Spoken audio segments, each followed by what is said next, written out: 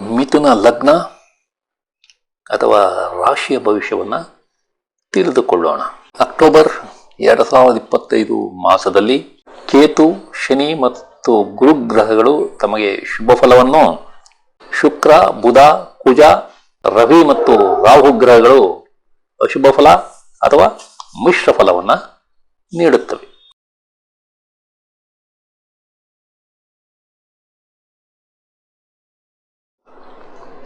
ಆತ್ಮೀಯರೇ, ತಮಗೆಲ್ಲ astro secret by Shiva ಚಾನಲ್ಗೆ ಆತ್ಮೀಯ ಸ್ವಾಗತ. ತಾವೆಲ್ಲ ಪ್ರೀತಿ ವಿಶ್ವಾಸದಿಂದ ನನ್ನ ಚಾನಲ್ನ ವೀಕ್ಷಣೆ ಮಾಡುತ್ತಿರುವುದಕ್ಕೆ ನನ್ನ ಅನಂತ ವಂದನೆಗಳು. ನಾನು ಬಹಳಷ್ಟು ವರ್ಷಗಳಿಂದ ಜ್ಯೋತಿಷ್ಯದಲ್ಲಿ ಕಲಿತ ಹಲವಾರು ವಿಷಯಗಳನ್ನು ತಮ್ಮ ಮುಂದೆ ಈ ಚಾನಲ್ ಮುಖಾಂತರ ತರುತ್ತಿದ್ದೇನೆ.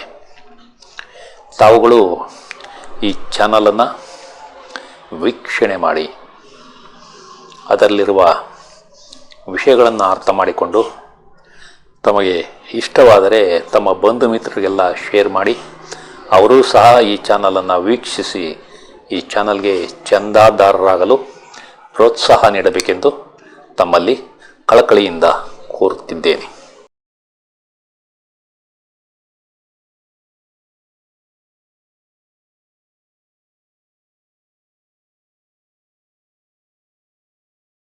ಅಕ್ಟೋಬರ್ 2025 ಮಾಸದಲ್ಲಿ ಬದಲಾವಣೆ ತರುವ ದಿನಾಂಕಗಳು 3, 6, 7, 8, 10, 11, 14, 17, 18, 24, 25 ಮತ್ತು 28. ಈ ದಿನಾಂಕಗಳಲ್ಲಿ ಬಹಳ ಮುಖ್ಯವಾದವು 3, 6, 10, 18, 25 ಮತ್ತು 28. ಈ ದಿನಾಂಕಗಳನ್ನ ತಾವು ಒಂದೆಡೆ ಬರೆದಿಟ್ಟುಕೊಳ್ಳಿ. ಈ ದಿನಾಂಕಗಳಂದು ಅಥವಾ ಆ ದಿನಾಂಕಗಳ ನಂತರ ಆದ ಬದಲಾವಣೆಗಳನ್ನ ತಾವು ಪರಿಶೀಲಿಸಿ. ಈಗ ಕಳೆದ ಮಾಸಗಳಲ್ಲಿ ನಾನು ತಮಗೆ ತಿಳಿಸಿದ ದಿನಾಂಕಗಳಂದು ಆದ ಬದಲಾವಣೆಗಳ ಬಗ್ಗೆ ಸಂಕ್ಷಿಪ್ತವಾಗಿ ತಿಳಿದುಕೊಳ್ಳೋಣ. ಮೊದಲನೆಯದಾಗಿ ನಾನು ಕಳೆದ ಮಾಸಗಳಲ್ಲಿ ತಿಳಿಸಿದ ದಿನಾಂಕ ಆಗಸ್ಟ್ 22, 2025 ಮತ್ತು ಸೆಪ್ಟೆಂಬರ್ 4, 2025. ಈ ಎರಡು ದಿನಾಂಕಗಳು 15 ದಿನಗಳ ಅಂತರದಲ್ಲಿ ಬರುತ್ತವೆ. ಈ 15 ದಿನಗಳಲ್ಲಿ ಉತ್ತರ ಭಾರತದಲ್ಲಿ 3ರಷ್ಟು ಹೆಚ್ಚು ಮಳೆ ಬಂದಿದೆ. ಇದನ್ನು ತಾವು ಅರ್ಥ ಮಾಡಿಕೊಳ್ಳಬಹುದು.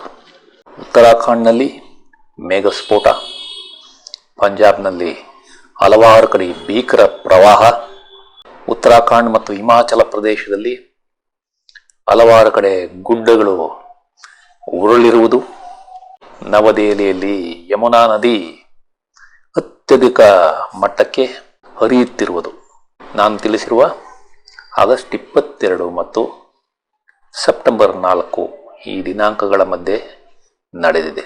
ಸೆಪ್ಟೆಂಬರ್ 4, 2025 GST ತೆರಿಗೆಯಲ್ಲಿ ಬಹಳ ಮಹತ್ವದ ನಿರ್ಧಾರ ತೆಗೆದುಕೊಂಡ ಕೇಂದ್ರ ಸರ್ಕಾರ ಹಲವಾರು ವಸ್ತುಗಳ ಮೇಲೆ ತೆರಿಗೆಯನ್ನು ಕಡಿಮೆ ಮಾಡಿದೆ. ಸೆಪ್ಟೆಂಬರ್ 12 ಮತ್ತು 13 ಹಾಸನದಲ್ಲಿ ಗಣೇಶ ವಿಸರ್ಜನೆ ವೇಳೆ ಕ್ಯಾಂಟರ್ ಲಾರಿಯೊಂದು ಮೆರವಣಿಗೆಯಲ್ಲಿ ಹೋಗುತ್ತಿದ್ದ ಜನರ ಮೇಲೆ ನುಗ್ಗಿ 10 ಜನ ದಾರುಣವಾಗಿ ಮರಣ ಹೊಂದಿರುವುದು ಇದು ಬಹಳ ದುಃಖಕರವಾದ ವಿಷಯ.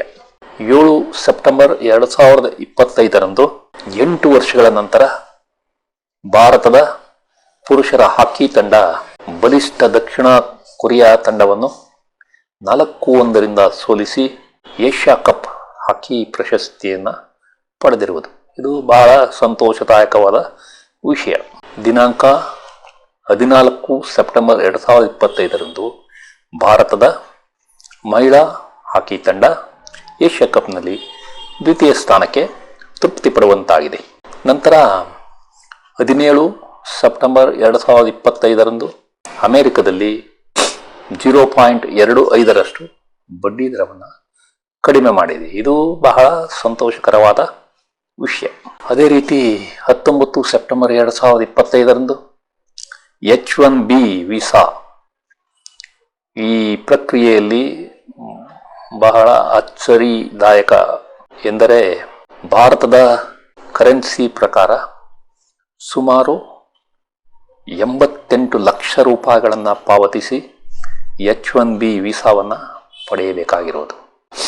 ಇನ್ನು ಸ್ಟಾಕ್ ಮಾರ್ಕೆಟ್ನಲ್ಲಿ ನಿಫ್ಟಿ ವಿಷಯಕ್ಕೆ ಬರೋಣ. ನಾನು ಕಳೆದ ಮಾಸಗಳಲ್ಲಿ ತಿಳಿಸಿದ 2 ದಿನಾಂಕಗಳು, 1-4 ಸೆಪ್ಟೆಂಬರ್ 2025, ಆ ದಿನ 24,980 ಹೈ ಟಚ್ ಆಗಿ 24,708 ಅಂಕಗಳ ಲೋ ಟಚ್ ಆಗಿದೆ. ಅಂದರೆ 272 ಅಂಕಗಳ ಏರಿಳಿತ ಕಂಡು ಕೊನೆಗೆ ಲೋ ಹತ್ತಿರ ಕ್ಲೋಸ್ ಆಗಿದೆ.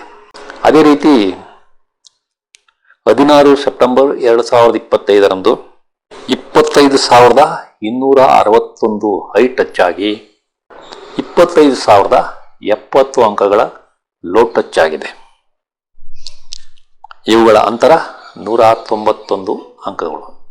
ಇಲ್ಲಿ ನಿಫ್ಟಿ ಹೈ ಸಮೀಪವೇ ಕ್ಲೋಸ್ ಆಗಿದೆ. ಇದು 17ರಂದು ಅಮೆರಿಕದಲ್ಲಿ 0.25% ಬಡ್ಡಿ ದರವನ್ನು ಕಡಿಮೆ ಮಾಡುವ ಹಿಂದಿನ ದಿನ.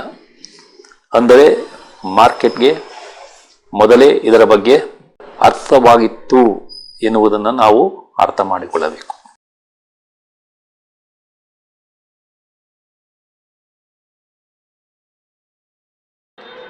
ಈ ಅವಧಿಯಲ್ಲಿ ನಿಮಗೆ ಮದುವೆ ನಿಶ್ಚಯ ಆಗಬಹುದು.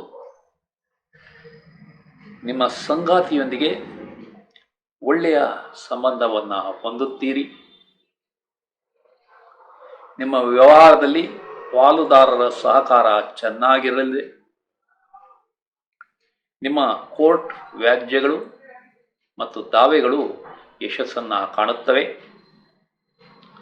ನೀವು ಕಾಂಟ್ರಾಕ್ಟ್ ವ್ಯವಹಾರ ಮಾಡುತ್ತಿದ್ದರೆ ಅದರಲ್ಲಿ ಯಶಸ್ಸನ್ನು ಕಾಣುತ್ತೀರಿ. ನಿಮ್ಮ ಪ್ರಯಾಣಗಳು ಸುಖಕರವಾಗಿರುತ್ತವೆ. ನಿಮಗೆ ವಿದೇಶದಲ್ಲಿ ಉತ್ತಮ ಸಂಬಂಧ ಮತ್ತು ಯಶಸ್ಸು ಸಿಗಲಿದೆ. ನಿಮ್ಮ ತಂದೆಯ ಸ್ನೇಹಿತರೊಂದಿಗೆ ತಾವು ಪಾಲುದಾರಿಕೆ ವ್ಯವಹಾರವನ್ನು ಈ ಅವಧಿಯಲ್ಲಿ ಮಾಡಬಹುದು. ನೀವು ಸಿನಿಮಾ ಧಾರಾವಾಹಿಗಳಲ್ಲಿ ಕೆಲಸ ಮಾಡುತ್ತಿದ್ದರೆ ಮತ್ತು ಕ್ರೀಡಾಪಟುವಾಗಿದ್ದರೆ ಈ ಅವಧಿಯಲ್ಲಿ ಉತ್ತಮ ಯಶಸ್ಸನ್ನು ಪಡೆಯುತ್ತೀರಿ.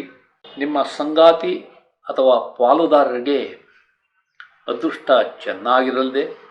ನೀವು ಯಾವುದಾದರೊಂದು ಕಾಯಿಲೆಯಿಂದ ಬಳಲುತ್ತಿದ್ದರೆ ಈ ಅವಧಿಯಲ್ಲಿ ಅದರಿಂದ ಹೊರಬರಲಿದ್ದೀರಿ. ನಿಮ್ಮ ಸಾರ್ವಜನಿಕ ಗೌರವ ಮತ್ತು ಖ್ಯಾತಿ ಚೆನ್ನಾಗಿರಲಿದೆ. ನೀವು ರಾಜಕೀಯದಲ್ಲಿದ್ದರೆ ಈ ಅವಧಿಯಲ್ಲಿ ಉತ್ತಮ ಯಶಸ್ಸನ್ನು ಕಾಣುತ್ತೀರಿ. ನಿಮಗೆ ಈ ಅವಧಿಯಲ್ಲಿ ಜವಾಬ್ದಾರಿಗಳು ಹೆಚ್ಚಾಗಿ ಕಂಡುಬಂದರೂ ಯಶಸ್ಸು ಅದೇ ರೀತಿ ಸಿಗಲಿದೆ. ನಿಮ್ಮ ವೃತ್ತಿಯಲ್ಲಿ ಬಡ್ತಿ ಅಥವಾ ನೇಮಕಾತಿ ಸಾಧ್ಯತೆ ಇದೆ. ನೀವು ಈ ಅವಧಿಯಲ್ಲಿ ವರ್ಗಾವಣೆಗಾಗಿ ಯತ್ನಿಸಿದರೆ ಅದರಲ್ಲಿ ಯಶಸ್ಸನ್ನು ಕಾಣುತ್ತೀರಿ. ನೀವು ಸಾಲ ಮತ್ತು ವ್ಯಾಜ್ಯಗಳಿಂದ ಮುಕ್ತಿಯನ್ನು ಹೊಂದುತ್ತೀರಿ. ನಿಮಗೆ ಪಿತ್ರಾರ್ಜಿತ ಆಸ್ತಿಗಳು ಸಿಗುವ ಸಂಭವ ಇದೆ. ನಿಮಗೆ ಬರಬೇಕಾದ ಇನ್ಶೂರೆನ್ಸ್ ಹಣ ಕೈ ಸೇರಲಿದೆ. ನಿಮಗೆ ಕಷ್ಟವಿಲ್ಲದೆ ಅನಿರೀಕ್ಷಿತ ಲಾಭವಾಗುವ ಸಂಭವ ಇದೆ. ನಿಮ್ಮ ಕೋರ್ಟ್ ಕೇಸುಗಳು ಯಶಸ್ಸು ಕಾಣುತ್ತವೆ. ನಿಮ್ಮ ವಿದೇಶದಲ್ಲಿನ ಹಣಕಾಸಿನ ವ್ಯವಹಾರದಲ್ಲಿ ಯಶಸ್ಸನ್ನು ಕಾಣುತ್ತೀರಿ. ನಿಮ್ಮ ಶತ್ರುಗಳು ಮೆತ್ತಗಾಗುತ್ತಾರೆ. ನೀವು ಪ್ರಯಾಣದಲ್ಲಿ ಆದಷ್ಟು ಹುಷಾರಾಗಿರಿ. ಅಪಘಾತವಾಗುವ ಸಂಭವ ಇದೆ. ನೀವು ಕೆಲಸದಿಂದ ವಜಾ ಆಗಿದ್ದರೆ ಅಥವಾ ಕಡ್ಡಾಯ ನಿವೃತ್ತಿಯಾಗಿದ್ದರೆ ಮರು ನೇಮಕ ಸಂಭವ ಇದೆ. ನೀವು ವಿದೇಶದಲ್ಲಿ ವಾಸ ಮತ್ತು ಅಲ್ಲಿ ಯಶಸ್ಸಿಗಾಗಿ ಯತ್ನಿಸಿದರೆ ಅದು ಈ ಅವಧಿಯಲ್ಲಿ ಸಾಧ್ಯವಿದೆ. ನಿಮಗೆ ದತ್ತಿ ಸಂಸ್ಥೆಗಳ ಸಹಾಯ ಕೂಡ ಸಿಗಲಿದೆ. ಈ ಅವಧಿಯಲ್ಲಿ ನಿಮ್ಮ ಸಿಟ್ಟು ಕಡಿಮೆ ಇರುತ್ತದೆ. ನಿಮಗೆ ಈ ಅವಧಿಯಲ್ಲಿ ಕೆಲಸ ಮಾಡುವ ಹುಮ್ಮಸ್ಸು ಚೆನ್ನಾಗಿರುತ್ತೆ. ನಿಮ್ಮ ಬುದ್ಧಿಮತ್ತೆ ಚುರುಕಾಗಿ ಓದುವ ಹಂಬಲ ಕೂಡ ಚೆನ್ನಾಗಿರುತ್ತೆ. ಈ ಅವಧಿಯಲ್ಲಿ ನಿಮ್ಮ ಧೈರ್ಯ ಹೆಚ್ಚಾಗಿರುತ್ತದೆ. ನೀವು ಪತ್ರ ವ್ಯವಹಾರಗಳನ್ನು ಮಾಡುತ್ತಿದ್ದರೆ ಈ ಅವಧಿಯಲ್ಲಿ ಯಶಸ್ಸನ್ನು ಕಾಣುತ್ತೀರಿ. ನೀವು ಮನೆ ಮಾರಾಟ ಮತ್ತು ಮನೆಯ ಬದಲಾವಣೆಯನ್ನು ಈ ಅವಧಿಯಲ್ಲಿ ಮಾಡಬಹುದು. ನೀವು ಅಗ್ರಿಮೆಂಟ್ಗಳ ಸಹಿಗಾಗಿ ಯತ್ನಿಸುತ್ತಿದ್ದರೆ ಅದು ಈ ಅವಧಿಯಲ್ಲಿ ಸಾಧ್ಯವಿದೆ. ನೀವು ಆಸ್ತಿ ವಿಭಜನೆ ಮಾಡಬೇಕೆಂದಿದ್ದರೆ ಅದು ಈ ಅವಧಿಯಲ್ಲಿ ಯಶಸ್ಸನ್ನು ತಂದುಕೊಡಲಿದೆ. ನಿಮ್ಮ ಸಂಗಾತಿಯ ಜೊತೆ ಕಿರಿಕಿರಿ ಜಾಸ್ತಿಯಾಗಿ ಅದು ವಿಚ್ಛೇದನ ಹಂತಕ್ಕೆ ಹೋಗುವ ಸಂಭವ ಇರುವುದರಿಂದ ಹುಷಾರಾಗಿರಿ. ನಿಮ್ಮ ಮಕ್ಕಳಿಗೆ ಅನಾರೋಗ್ಯ ಸಮಸ್ಯೆ ಕಂಡುಬರಬಹುದು, ಜಾಗ್ರತೆ ಇರಲಿ. ನೀವು ಕುಟುಂಬದಿಂದ ದೂರ ಅಂದರೆ ಸ್ಥಳ ಬದಲಾವಣೆ ಮಾಡಬೇಕಾಗಬಹುದು. ನಿಮ್ಮ ಹಣಕಾಸು ಮತ್ತು ಸಂಪತ್ತು ಈ ಅವಧಿಯಲ್ಲಿ ಹೆಚ್ಚಾಗುವುದಿಲ್ಲ. ನೀವು ಬಂಗಾರದ ಒಡವೆಗಳನ್ನು ತೆಗೆದುಕೊಳ್ಳಬೇಕೆಂದರೂ ಈ ಅವಧಿಯಲ್ಲಿ ಅದು ಸಾಧ್ಯವಿಲ್ಲ. ನಿಮ್ಮ ಸ್ಟಾಕ್ ಮತ್ತು ಶೇರ್ ವ್ಯವಹಾರ ನಷ್ಟ ಹೊಂದುವ ಸಂಭವ ಇದೆ, ಹುಷಾರಾಗಿರಿ. ನಿಮ್ಮ ತಂದೆಯ ಆರೋಗ್ಯ ಸಮಸ್ಯೆ ಸುಧಾರಣೆ ನಿಧಾನವಾಗಲಿದೆ. ನಿಮ್ಮ ಸಂಗಾತಿ ಅಥವಾ ಪಾಲುದಾರರಿಗೆ ಅಪಾಯವಿದೆ, ಎಚ್ಚರ ಇರಲಿ. ಈ ವಿಡಿಯೋವನ್ನು ಕೊನೆಯವರೆಗೂ ನೋಡಿದ ತಮಗೆಲ್ಲ ವಂದನೆಗಳು.